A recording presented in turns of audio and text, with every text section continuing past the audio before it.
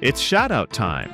WMCT-TV would like to thank our sponsors for supporting community media here in Marlborough, Massachusetts. Drumet Hair Salon and Day Spa, offering services including extensions and keratin smoothing, coloring and blonding, precision cutting, and more. Drumet Hair Salon and Day Spa is located at 31 Spring Hill Ave in Marlborough, Massachusetts. The Coffee Loft. Coffee and community is their motto, as they serve up lattes, cold brew, tea, sandwiches, and pastries too. The Coffee Loft is open 7 days a week at 406 Lincoln Street, here in Marlborough. The Vin Bin, bringing you the best in wine, cheese, brew, and gourmet sandwiches for 20 years and counting. The Vin Bin is located at 91 Main Street in Marlborough. Author and illustrator Mark Martirosian, host of TV's Drawing with Mark on WMCT-TV. Mark is offering free downloadable activity pages for kids of all ages.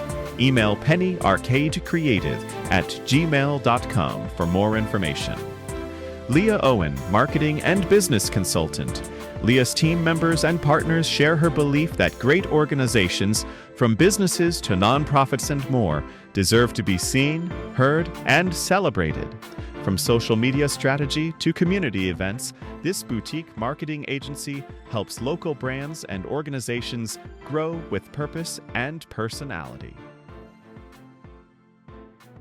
Hello and welcome back to the Marlborough Regional Chamber of Commerce City Council Debates. My name is Michelle Mercier and I'm the President and CEO of the Marlborough Regional Chamber of Commerce. We are pleased to bring you this year's debate series. Our chamber is a proud supporter of both businesses and residents of Marlborough, and we appreciate the opportunity to host this debate. Before I get started, I would like to take a moment to thank the City of Marlborough, the District Education Center, WMCT-TV, our moderator, timekeeper, and panelists for their efforts in bringing you this debate tonight. Also, thank you to the candidates who have put in the effort into running for a chance to serve as your city councilors of the City of Marlborough. I'd also like to take a moment to share a few or just one main upcoming event for the Chamber of Commerce in case somebody is interested in attending. We are holding a fantastic Veterans Appreciation event on November 6th at the American Heritage Museum, and it is a wonderful event. Vets can attend for free, so please let us know if you know anyone who would love to attend that. We have a wonderful keynote speaker that evening too, Bob Patton, who is a direct descendant of General Patton, so that's really interesting as well. So we would love to see you there. It's from 4 to 8 on November 6th, and again, Veterans Appreciation event. So if you'd like to know about more of our events, you can visit our website at marlboroughchamber.com. And next up, I would like to introduce our timekeeper and government affairs chair, Emily Greenwood, president of EKG Networking.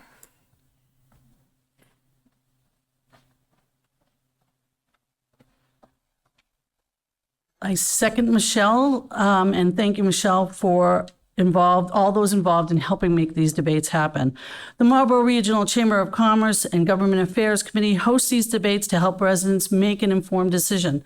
Early voting starts October 25th through Friday, October 31st at City Hall, 140 Main Street. The Marlborough Biennial Municipal Election will be held Tuesday, November 4th. Tonight's forum is being broadcast live via WMCT-TV on Channel 8 for Comcast and Channel 34 for Verizon, and in high def on Verizon Channel 2134, and will be streamed live through WMCT-TV.com, and the recording will be available on Facebook.com/WMCT-TV and the website following the event. Our moderator for this evening will be Darlene Welch of Minuteman Press. Darlene has been the owner of Minuteman Press since 2011. She's a member of the board of directors of the Marlborough Regional Chamber of Commerce and was the coach for 15 years with the Massachusetts 4-H program as the horse communication coach and helped lead her students to national championships. Please welcome our moderator to introduce our candidates and the panelists and explain the rules. Thank you, Darlene. Thank you, and welcome and good evening. I would like to start by introducing the candidates and the panelists for this evening's event. First, the panelists in alphabetical order. We have Sam Icanian from a local law firm. We have Molly Broder Nesbitt from Al Broder's Auto Body, and Julie Brown Dahlbeck from Marlborough Wellness Center. All are business owners in the city of Marlborough and members of the Marlborough Regional Chamber of Commerce. Next are candidates for the debate. Please note, political affiliations do not matter in the city of Marlborough's municipal elections. So at large, we have Michael Henry Ossing, President at Large Councilor, Kathleen Diane Roby, Vice President at Large Councilor, Sean A. Navin, at Large Councilor, Mark A. Oram, at Large Councilor, and Richard Aldridge. For the purpose of this debate, I will address all of you by your first name. Before we begin, I would like to go over the format for this debate. First, members of the audience, you're only allowed to clap when a candidate has finished their introduction and at the end when they have completed their closing statements. All other times, I ask you to be courteous and remain silent. Candidates, you each have 2 minutes to introduce yourself. The first round, you each will be asked questions by our panelist. You will have 1 minute for your response, 30 seconds for a rebuttal. Second round, each candidate will choose another candidate to ask a respectful question. Again, 1 minute for response and 30 seconds for rebuttal. If there is time after this segment, we will go back to the panel for additional questions. At the conclusion of the debate, all candidates will have 2 minutes for their closing statements, which will be in reverse alphabetical order. I ask each of you to be concise with your answers and respectful of your time and each other. Okay, we are going to begin with our opening statements. And Richard. Hello, my name is Richard Aldrich. I am running for Councilor-At-Large. I am married to my beautiful wife, Susan. I am a 30-year veteran of the Army National Guard. I'm a manager in the healthcare industry. I have lived in Marlborough most of my life and graduated from Marlborough Public School System. I have a bachelor's degree from Worcester State University in Business Administration. I'm also one course shy of my MBA with a concentration in healthcare administration at Fitchburg State University. After serving in the military, I have the urge to serve our community. I decided to offer my services to the residents of Marlborough and bring some change to our city. I believe Marlborough matters and you matter. Thank you. Thank you. Sean? Good evening. Thank you to WMCT-TV and the Marlborough Regional Chamber of Commerce for hosting tonight's debate. And thank you to the other candidates here tonight, not only for being part of this important discussion, but for stepping forward to run for office. My name is Sean Navin. I'm proud to have served on the Marlborough City Council since 2020. First as the Ward 6 councilor, and now as one of your 4 councilors at large.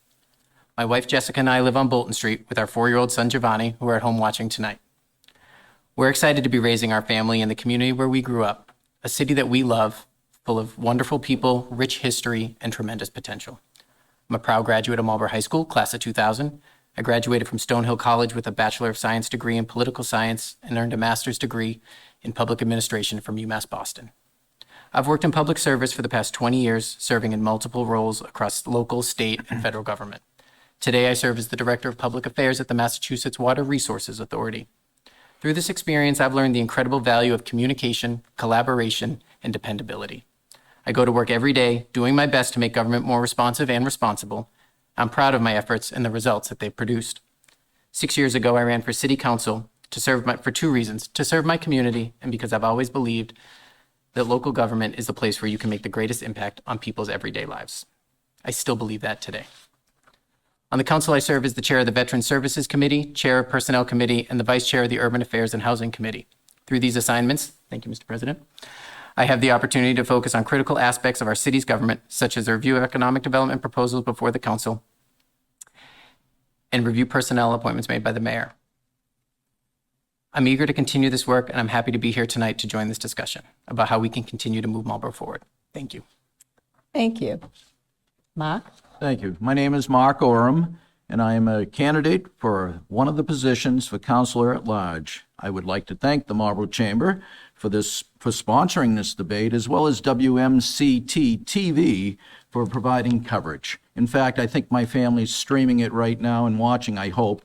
I would also like to thank the voters of our great city. We're very fortunate to be here, all us candidates, thanks to their votes, and for allowing me to serve as the Ward 6 councilor, almost as Sean followed my footpaths, and then becoming the Councilor-at-Large. The experience I have gained, both as a city councilor in Ward 6 and at large, have provided me, as well as my background in environmental and public health fields, has allowed me the ability to offer the needed representation for our constituents that they expect from their elected leaders. I was educated in the Marlborough public school systems and continued my education at Framingham State, and then receiving there a Bachelor's of Science. I continued my education at Boston University. I received a Master's of Public Health, and I also have a secondary education background, public administration, and have taken leadership courses. Our family resides down at Fort Meadow, and all my kids grew up there and went to the Marlborough public school systems. We have 3 children that are now adults, and we're going to have another student going to Marlborough school systems, hopefully to the new Richer. I'd like to note that we have a new grandchild named Gabe, so he'll be part of the Marlborough community as well. I've been a long-term member of the Marlborough Rotary Club. Some people in this audience know that, and we do a lot of good things for the needy, contributing to our local food insecurity needs, providing scholarships to students. I have served on many of the subcommittees, but the Finance Committee is where I serve now. I am requesting your vote as one of your at-large city councilors and ask that you vote on November 4th and cast a vote for Mark Oram. Thank you. And Michael. Thank you. I'm Mike Lassing. I'm serving my 13th term as your council at large. I'm running because I believe my experience, education, and passion for a government that solves problems will ensure that Marlborough plans for and prospers in the future. I'm 66 years old and have lived in Marlborough for 64 years. I've been married to my lovely wife, Linda, for 35 years, and we have 2 wonderful children, Kaylin and Cameron. I graduated from the Marlborough Public School System and received my Bachelor of Science degree in nuclear engineering from the University of Lowell. I am retired after being employed at the Seabrook Station nuclear power plant for over 35 years. At Seabrook Station, I have held various engineering, project management, and leadership positions, including licensing manager and engineering programs manager. 2 significant differences between me and the other candidates: leadership and financial acumen. My council colleagues acknowledge my leadership skills by unanimously electing me city council president for 6 consecutive years. I've drafted the order that has saved Marlborough residents and the municipal aggregation program over $35 million since 2019. I successfully coordinated the approval of a new 3-year electricity contract that will be effective next month that will save or have electricity rates lower than the current contract, which will save residents money on their electricity bills. I've guided the City Council to secure over $8 million for the West Side Fire Station. My knowledge of city finances is unmatched by any of my colleagues and has guided Marlborough to multiple AAA bond ratings and the ability to fund the new Goodenow Brothers School and the renovated library with minimal impact on taxes. Recognizing the mayor is still learning city finances, having a councilor at large with financial and leadership experience will be vital to the city to continue to have the lowest tax rate around while providing outstanding services that make Marlborough the greatest city to live, work, and play. Thank you. Thank you. And Kathleen. Thank you. My name is Kathleen Roby. I wish to thank WMCT-TV and the Marlborough Chamber of Commerce for offering this opportunity to discuss the issues with the at-large councilor candidates. I am not from Marlborough. You can probably tell I'm not from Massachusetts, especially when I mispronounce it, which is often. I come from Missouri, the show me state. I am a high school graduate. I have no college degree. However, my success in learning through on-the-job training at past places of employment is something that has proven useful as I learned the ropes of being a counselor. I met my future husband, Eric Bauer, and he's okay, after moving to Iowa. We were married in September of 1982, and in 1983, we moved to Massachusetts when he took a job at Raytheon in Sudbury. We lived for several years in Framingham, and we bought our house in Marlborough in 1989 when our family of 3 was growing. Our 2 children are both graduates of Marlborough Public Schools, K-12, and have both gone on to college and are out in the working world. Our daughter, Becca, lives in Santa Barbara, California, because she doesn't like the cold, and our son, Jason, lives in Marlborough. The residents of this city welcomed me and my family to be part of this city when we moved here. So although not from Marlborough, Marlborough is the place I proudly call home. I thank the voters for allowing me to serve as one of your at-large city councilors for the past 14 years. I ask for your vote so that I may continue to serve as one of your at-large city councilors as we continue to work with the mayor to make Marlborough a great place to live, work, and play. Thank you. We are now going to start with the panelists asking questions. And Julie will go first, and she will start with the question for Sean. Okay, Sean, what is the most urgent local issue you see and your plan to address it? Sure. The most urgent local issue that I see is one that we all talk about on a daily basis, and that is how we balance our growth and our economic development here in the city. And I'm sure we're going to talk a lot about that tonight. But economic development and growth is incredibly important to justify our tax base and to make sure that our tax increases are predictable. However, these developments have costs. And so what I focus on a daily basis in my work on the council is to make sure that our economic development policies are balanced and they are fair, and that they create a partnership in order to make sure that businesses want to invest here, but that they're not doing so at the expense of our residents, but also to the benefit of our residents. And so I continue to work on that on a daily basis. And I think this council is made up of a lot of different points of view. And in order to get a project that is balanced, I think that's very helpful. And so I think we all work really hard to do that. Thanks. Thank you. Mark? Same question? Yes. And I'm going to side with Sean in respect to growth and, in my view, at this point, uncontrolled growth. I feel that presently we're being challenged and charged by various groups to allow for development to come in, especially housing, and we're then asked to approve it as a special permit. Some of these areas were not zoned for that, and they can't expect to have us approving something that may not fit. I feel we need a professional planner. Most cities and towns have professional planners. We don't, and we do need that expertise. We're all generalists here. Nobody here is a professional planner or a financial expert. That's why we have a comptroller. We need to start looking at professional people to work in this city to guide us through this very uncontrolled growth. Thank you. Thank you. Michael? Thank you. In my mind, it's financial well-being of the city, because if your finances are in order, then you can take care of safety issues, whether it's homeless, housing, police, fire, schools. So in order to have a robust municipality, you have to have your finances in order.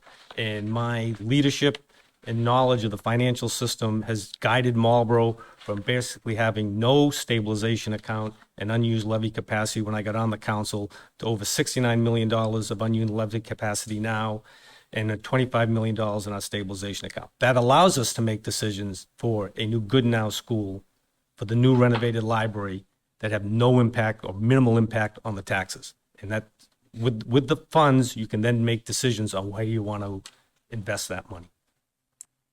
Thank you. Kathleen? I would have to agree that growth is probably one of the most important issues facing Marlborough at the moment. I know we've had other issues, and there's certainly others in line with the growth. But I think the way the legislature set up the rules, that the city council is a special permit authority for multiple projects that come to the city, that puts some pressure on the council to approve those projects. Without the approval of the projects, there is no growth and there's no funding that Councilor Ossing just talked about. So it is a difficult decision sometimes to make as we look at the growth of the city versus the needs of the city and the financial impact. Thank you. And Richard? I believe overdevelopment's the biggest issue. I think it has a domino effect. It affects our city services and, police department, fire services, trash collection, schools, definitely the roads, which are a big issue. So I think overdevelopment, I think that the less land we have, the only option is going to be to take things by eminent domain or perhaps tap into conserved land or conservation land. So I think overdevelopment has to be managed. Obviously, growth, we have to have it, but we have to be more selective about what type of growth we have and, how much growth. So that's it. Thank you. You're welcome. Okay, the second question will be asked by Molly, and and we're going to start with Mark. Hello, Mark. Hello, Molly. Downtown revitalization is a common and repetitive topic at the debates. What is your vision of downtown Marlborough? Thank you for that question. I'm sure we're all going to be ready for it, but I'm the first, so I'll say I would like to see us move in the direction that Hudson moved into. I enjoy going down to their main street. They have a lot of things going on. Marlborough's getting there, but I think we need, as I mentioned earlier, experts to guide us through that. They have people that have taken many courses to learn how to revitalize downtowns. And I think one of the best things that comes out of MEDC is the fact that they have a toolbox for small businesses, which will help. I'm very supportive of those toolboxes and expect we'll see hopefully more businesses taking that advantage to get their businesses started, especially the small business. As I said in my previous speech on WMCT-TV, go local. Local businesses are so important to this city. Big businesses will move in here. The reason they'll move in, we have perfect location, highways, water, and sewer availability. Thank you. Michael. So the downtown is key. It's kind of the heartbeat of your city. And I think the developments that we've got going on down there now are all worthy and they should be finished and completed. The work MEDC does to get small businesses from the pop-up shops into the storefronts on Main Street is commendable. We have a vibrant downtown. In my mind, we've got Pico, Wellies, Wemmy's has come on. We've now with the neighborhood business district with Lincoln and Mechanic Street, the Alta project, we will have more people downtown to have a robust economy, which keeps the businesses happy and gives people places to go. Thank you. Kathleen? One of the first things that was done when I came on the council was the rezoning for the downtown Marlborough Village. It was a tough decision to make. We brought in MAPC, the Massachusetts Area Planning Council, because we do not have a planner. We used their expertise, and they guided us on what to do. After multiple years of that zoning, I decided that we needed to make some changes. So I worked with the city council. We made multiple changes to the heights of the building, to by right for multifamily. Downtown is a great place. The idea is to bring workers to live there so that they can go and do support the business that exists in the city.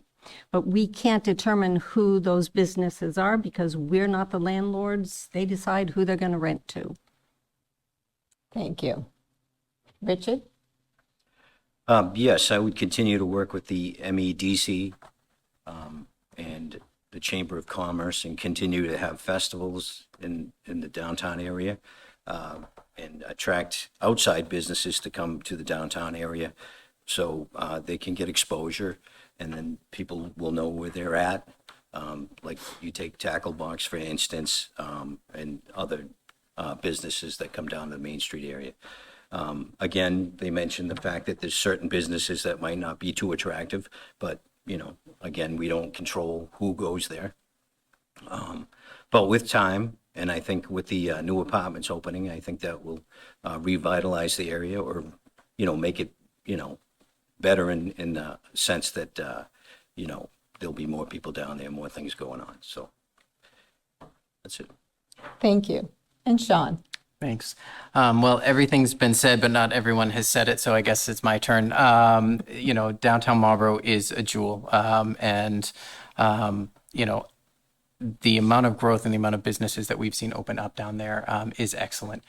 It's not by mistake, it's by design. The work of the city, the work of MEDC, the work of the chamber that has gone into it, the downtown village district, the downtown business district, everyone's working together in a way that works well and is attracting people downtown. The festivals are wonderful, the small businesses that have opened up.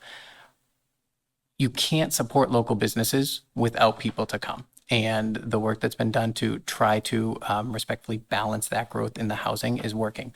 The apartments at the corner of Lincoln and Mechanic, 57 Main Street, 28 South Bolton, we have argued with these developers to create a more balanced approach, but that is working.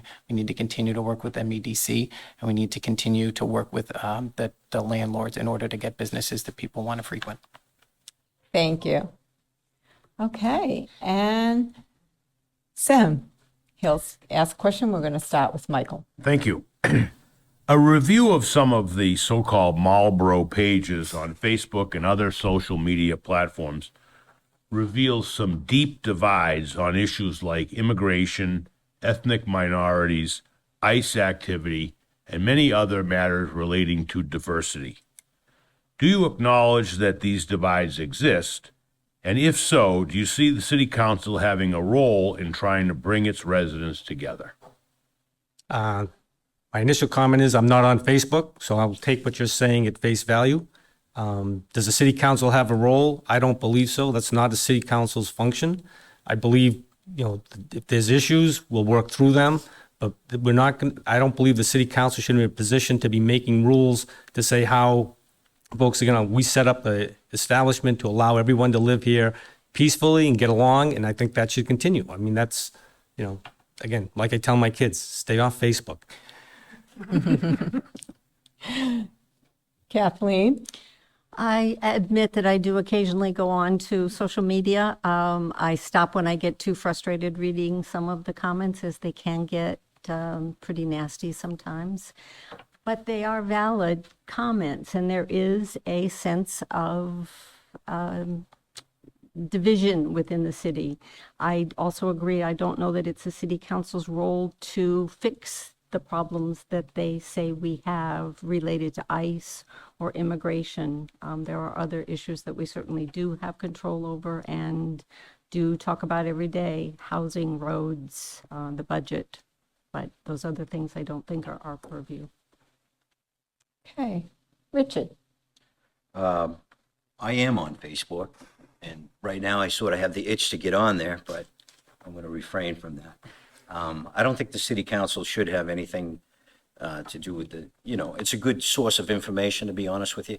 You can go on there and you can find out issues with residents and things like that. There is left and there's right, but we all need to meet in the middle, is my philosophy. Opinions are, they're worthy. I mean, everyone has an opinion on something, so you just can't take the bait and get into any kind of arguments that will, cause problems. So I think it's a good tool, but the city shouldn't be involved with the Facebook kind of thing. So. Okay. Thank you. Thank you. Sean? Thanks for the question, Sam. Yep, you are right. There is Marlborough is not an island, and what is going on in a larger scale is certainly going on here, and I think we see it on a daily basis. Short answer: does the City Council have a role to play on it? No, I don't think it does. Do we all have a role to play in it? Yes, we do. You do, I do, everybody here does. Society and democracy is a collective experiment, and it only works when we all show up. There is more that unites us than divides us, and we do not need to agree on everything before we work together on anything. Those are not sound bites. Those are core beliefs that I have and that we should all have. The reason people are so frustrated on the left or the right now is that they all feel the same stress, the same fear, and the same anxiety.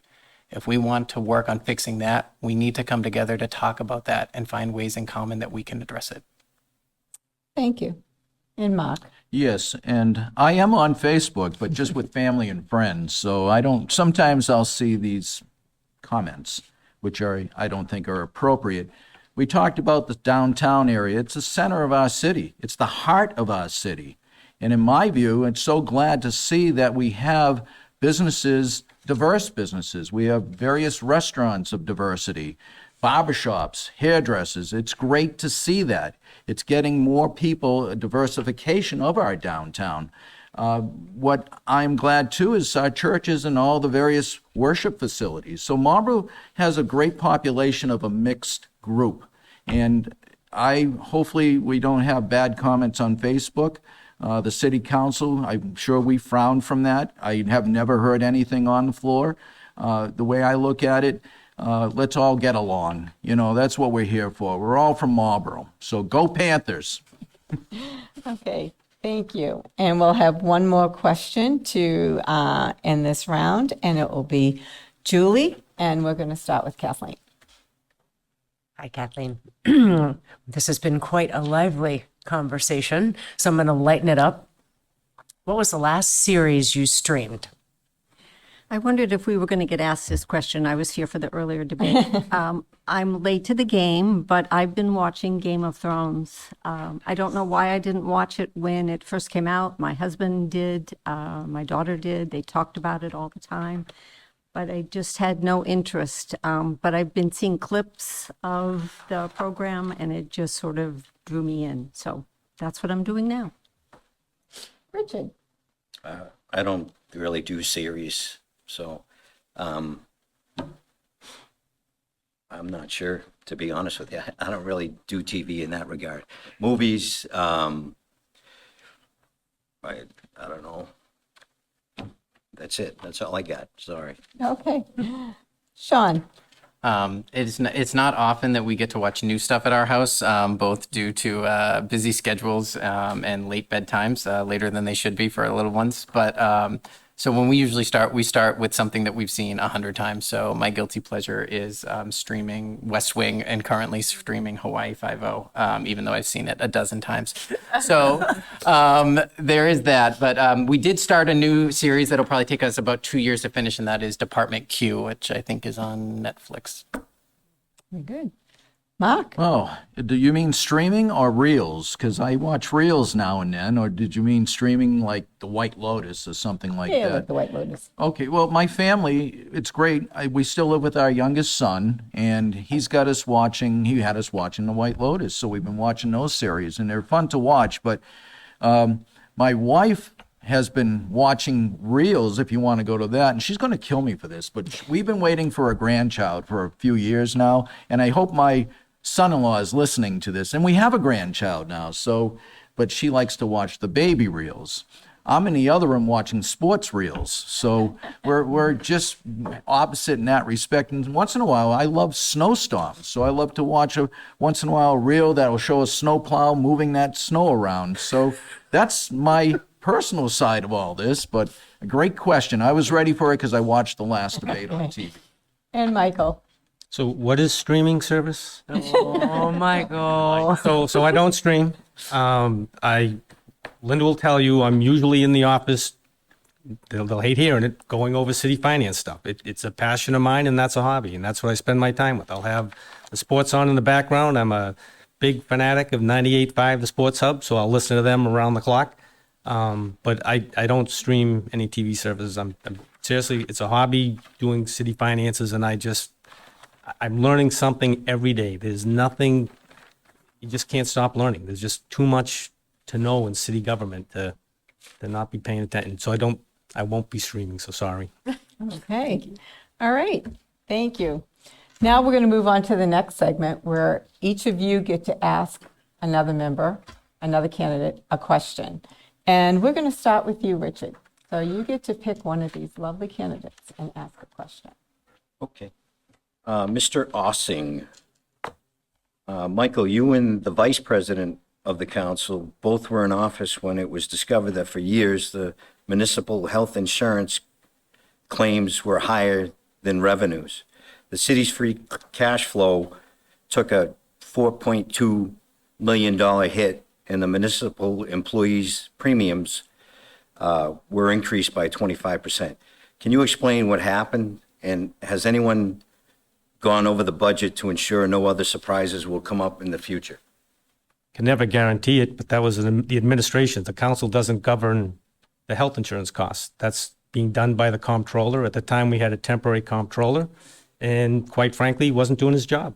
and that's nothing the city council would know because we don't get that information. However, the city council was prepared by the sound financial condition of the city is to fund that deficit with zero impact on the taxpayer. Okay. Sean, you can ask a question. Okay. Richard, this question's for you. Enjoyed watching your WMCT-TV candidate speech. You did a nice job with that. Appreciate you highlighting the need for us to work on the West Side Fire Station, and noted that you had suggested that you could expedite the building of that. And I was curious if you could share a little bit about your ideas to expedite the fire station construction. Okay. I believe it's been ongoing for 20 years, correct? So I believe back in 2022, Mayor Vigent was authorized to seek land and purchase land. So he picked a site. He was going to acquire it, eminent domain. I forget what the price was, but I guess the person that owned the property didn't agree with it. And then there was some sort of transfer of cash issue that took place. So it didn't come to fruition. So I would do the same thing, empower the mayor. I don't know if there's an issue with doing that again. Empower the mayor to find a lot and basically do the same thing, take it by eminent domain, that kind of thing. So, I mean, whether it's the Holiday Inn, eminent domain, if it's not going to be a hotel and if it's just going to be a waste, then take it by eminent domain. Thank you. Thank you. Mark? Richard, I'm sorry, but All right, I was waiting for it. I'm You're the ready. new guy on the block. And believe it or not, Richard and I debated together back in, I think it was 1994. Richard ran for Ward 6, and so did Robert Levine and myself. And we had a primary, and I believe we had a debate. But Richard, back to the question. Being the new person, I know what the answers are of my fellow councilors right now, even though we work as a team. There's some disagreements on the floor. And I've been promoting for a professional to help us with our planning.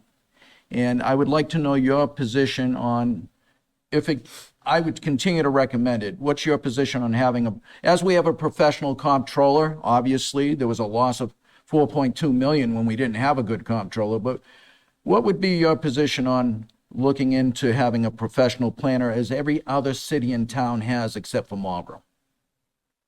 Well, I would probably say no to that. I mean, I think given the situation with the new school and the fire station, it's going to happen. It's just a matter of time. And to add to the pot, as far as salaries going, I don't think that's a good idea. I think ultimately, we're past that stage. I don't know what we're going to plan because everything's basically built upon at this point in time. If there's other things that a city plan to do, I'm not overly familiar. But I think it's just a waste at this time. Well, and thank you for your answer. Sorry, I remember the last debate. I get hit a few times, but thank you for your honest answer. I can respond to that. We need to update our master plan. That has not been updated in several years, so that's one of my main concerns. But we spend $750,000 a year to the MEDC, and it's not against the staff, but that group controls our planning, and not all of them are from Marlborough. Michael appointed himself to that committee, but again, not everyone on that group is from Marlborough, and that's $750,000 plus. I don't think that's financial stewardship. A planner would cost, just to get back to your answer, no more than $150,000 with the benefits. An economic development coordinator would cost about the same. Okay. So that's why it would not hurt the budget. We figured a way to get $4.2 million. Thank you. Thank you. Thank you.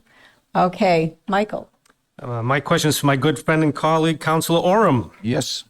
In 2025, you voted against the following. You voted against the fiscal year 26 budget that would save the resident taxpayer $90. You voted against the MEDC budget, the single largest driver to maintain our taxes low. You voted against the car wash on East Main Street. You voted against the Dumas secondhand store license. You voted against the Curtis Ave car wash. You voted against the Ames Village overlay, a potential $450,000 in new revenue, and it's supported by its neighbors. You voted against expending the use of 401 Elm Street warehouse that is already approved to be constructed. These are all revenue generators that lower taxes. You have offered no alternatives and just pontificate at council meetings with no solutions. Explain to the residents how you plan to maintain low taxes while the city is planning on a new fire station and school. How long do I have? Because that's a lot of areas, but I'll... 1 minute. 1 minute. I'll start with the fact that traffic is an issue with many of those developments, and it's not just I. We work as a team, and it wasn't just me that voted against Ames and Forest. It wasn't. In fact, it failed because of that. And again, what we're concerned about, the ones that see through this, is that sometimes when you just rubber stamp development, you are going to get increased needs in the city. Fire, police, schools, city municipal services. I got 30 seconds, good. So in relationship to some of those others you mentioned, like Curtis Ave and the car washes, safety. I don't want to see cars going down Route 20, Boston Post Road East, sliding down because water came out of that car wash. So safety is a true concern of mine, working in public safety and health. And I've been around that for many years. So my votes were based on safety. And yes, we will find ways to increase taxes because we're in a perfect location to attract industry. Thank you. So I get to rebut that, correct? Yes, you do. All right. So yeah, just everything that he said did not answer the question. He does not have a plan to generate revenue. There's three choices you have as a councilor. You generate revenue, you cut the budget, or you raise taxes. He won't cut the budget. He disapproves all the projects that would raise revenue. So guess what? He's going to raise your taxes significantly with the votes he's taken. Thank you. Do I get to rebut that? No, you don't. I'm asking the moderator. I'm the president here right now. No. Okay, I'll catch it. Sorry. At the end. I'll catch it at the end. All right. Kathleen, your question, please. All right. I'm going to go the opposite direction on this with Councilor Ossing. You have been very supportive of multifamily housing and commercial projects in the past. What are the things you find objectionable in a project so you would not support it? Location, size, and impact on the municipal budget. Can you elaborate? Because you have voted for projects that other people have raised those exact issues to vote against. It is, well, in their opinion, I disagree with them. The object, or I believe the function of this council is to keep a steady pipeline of new growth coming into the city.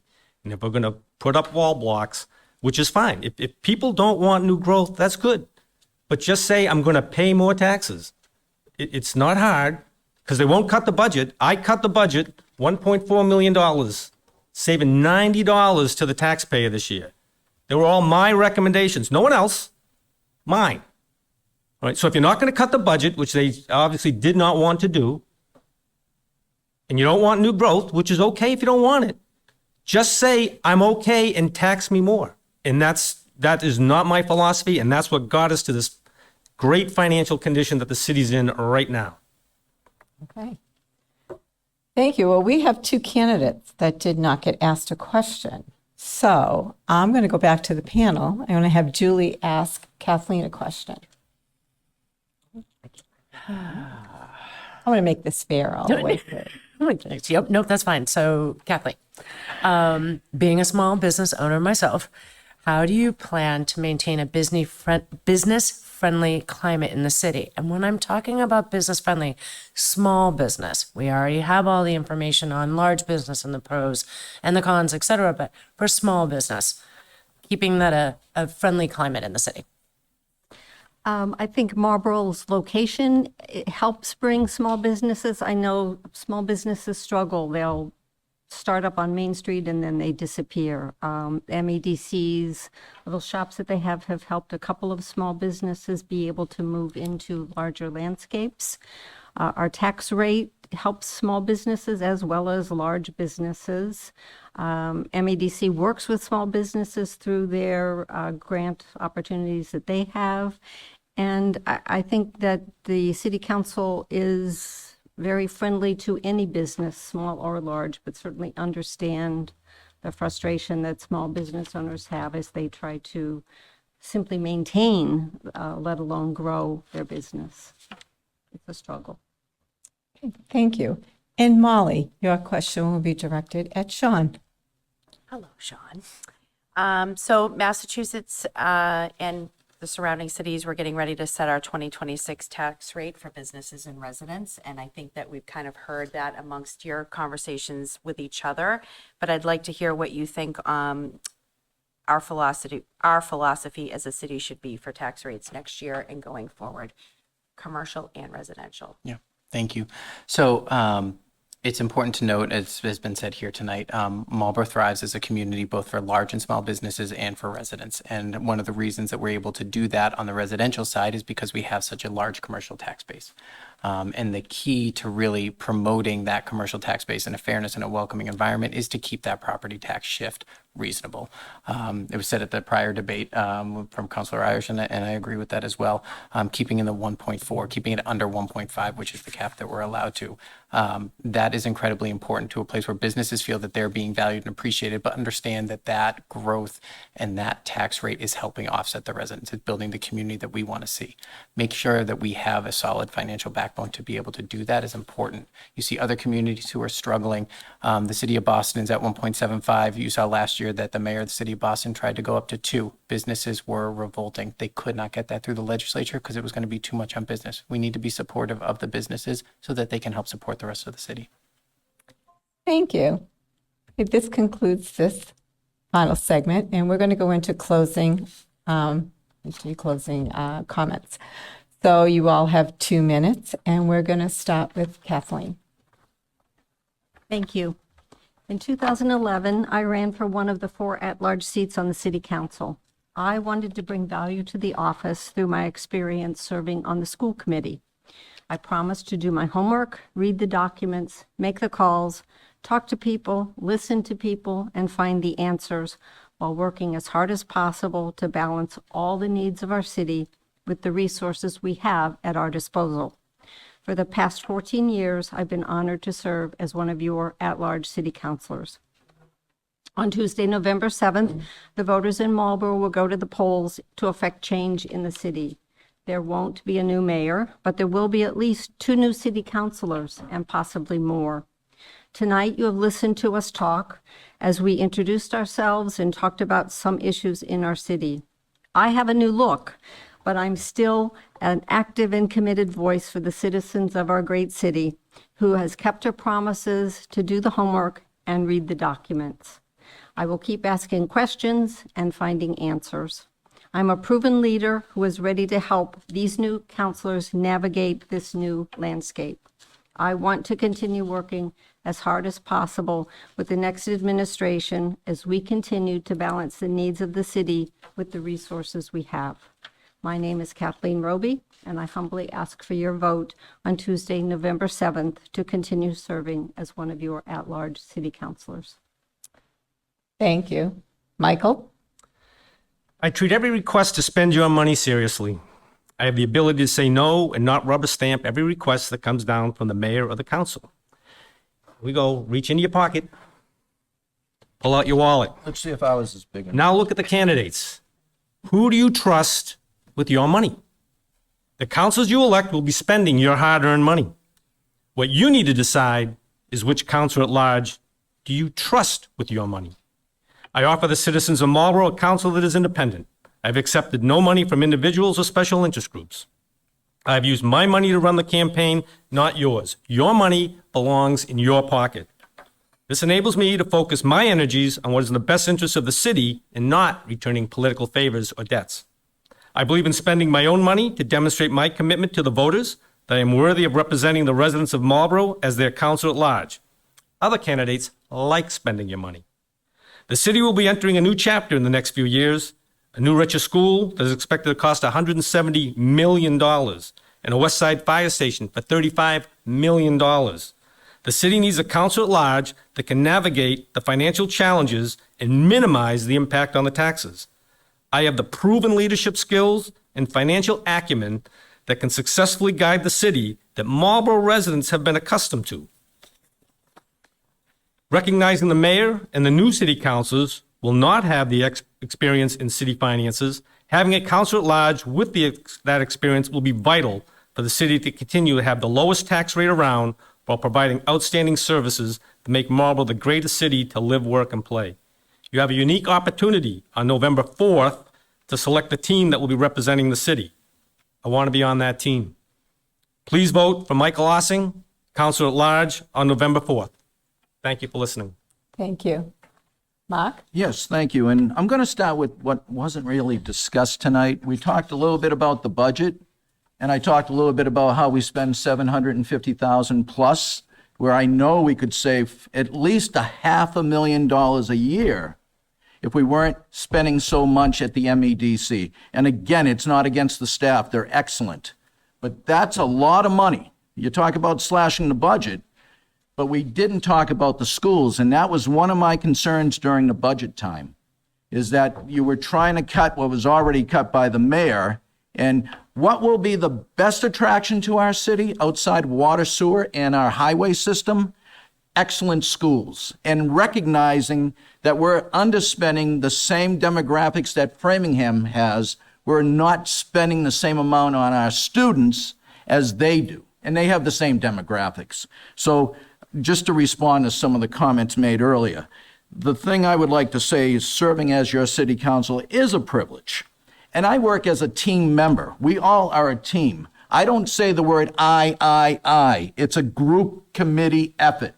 And that's what it's all about. And I hope, and with the school committee as well, and I hope that we will always remember to support our educational resources. I talk with my hands all the time. I apologize. And I will always bear my allegiance to who votes me in. That is the residents of Marlborough. The voters of Marlborough vote me in. So I always keep that in mind. I understand the needs of our economic development. And at the same time, my record shows I support our community members first, to prevent traffic, to prevent other issues that happen from overgrowth and divisions or businesses going into places they don't belong, such as on 401 Elm. That would have disturbed all the neighbors down there. That was a 24/7 operation. So again, I ask that you consider one of your votes for Mark Oram for Councilor-at-Large. Thank you all. And thank you all, too, by the way. Thank you. Sean? Thank you, Darlene, Julie, Molly, Sam, Michelle, and Emily. Thank you again to the Chamber for stepping forward to organize all of these debates, and to WMCT-TV for airing them. Thank you especially to all of you who have taken the time to watch.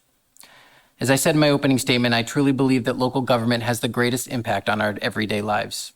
It is so important to be able to learn more about the candidates running to represent you, and how each of us would make decisions that impact you. Representing our residents on the council for the past 6 years has been an honor and a lot of fun. Now, I won't deny it, I'm a bit of a government nerd, and I love this work. Over the past 6 years, I've truly enjoyed working on the issues that matter to all of us. And there's more work to do. As we've already talked about tonight, we have to continue to move forward with the siting, design, and construction of a West Side fire station, and building a new, larger elementary school. And we must continue to do this while also working on making strategic investments in our aging infrastructure, ensuring our schools have the necessary resources to support our students in their education, supporting our public safety departments with the necessary resources and staffing levels to protect our community, expanding services and opportunities for seniors, continuing to provide for veterans and their families with access to critical resources, support, and services, and protecting our open space, enhancing environmental stewardship, and investing in our recreational assets.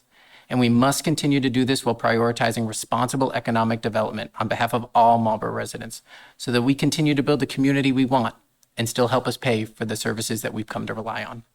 I love our city, and I'm proud of the progress we've made in these areas. And even more, I'm excited by our potential. I still believe that Marlborough's best days are ahead of us, and that we succeed when we work together. I hope you'll join us, and I respectfully ask for your vote on Tuesday, November 4th. Thank you. Thank you. And Richard? Vote for change, vote for Richard Aldrich, November 4th, as one of your councilors at large. As we reach the final moments of this campaign, I want to express my heartfelt gratitude to everyone who has supported me along this journey. Running for office is not just about seeking votes, it's about listening, learning, and working together to build a brighter future for our community. Throughout this campaign, I have been inspired by your stories, your resilience, and your passion for positive change. My commitment to you is unwavering. If elected, I promise to serve with integrity, transparency, and dedication. I will fight for the issues that matter most to us: quality education, safe neighborhoods, economic opportunities, and respect for every individual. Together, we can overcome challenges and seize new opportunities. I humbly ask for your vote and your trust. Let's make our community stronger together. Thank you for believing in our vision and for giving me the opportunity to serve. Remember, your voice matters on November 4th, Election Day. Let it be heard.